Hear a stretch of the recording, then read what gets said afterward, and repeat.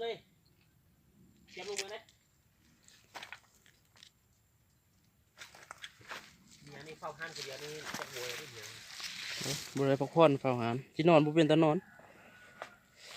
นอนเสียบนั่งคนมากกว่านะ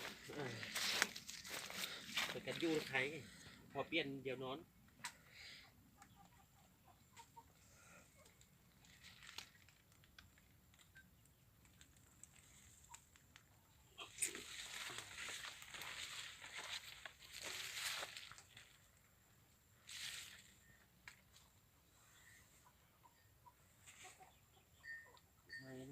งานนั่นนี่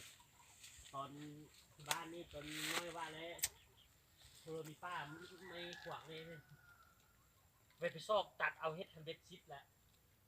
เด็ดชิดเอาตัวปัญญานี่ต้องเอาคันยาวนี่เลยนี่หรือเอาเพื่อนนี่คันยาวเงาเลยคันเด็ดชิดเลยมีการนับฟ้องอีกได้เคยจะเอาเลย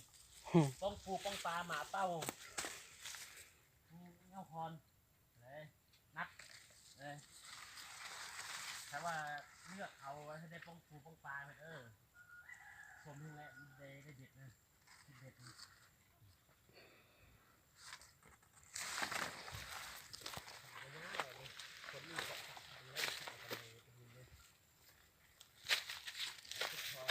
ป้อมไม่ใช่ไหม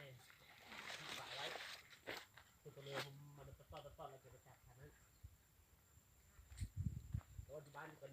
กุ้งกับชุบมือเลยก็เดือนน้ำกุ้ง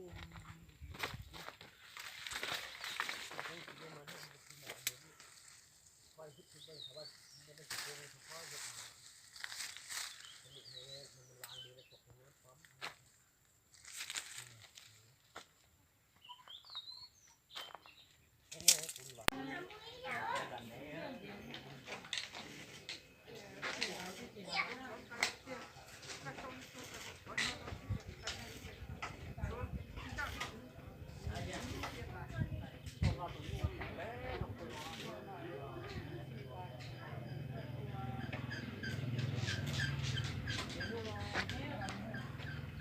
你晚吃啥呀？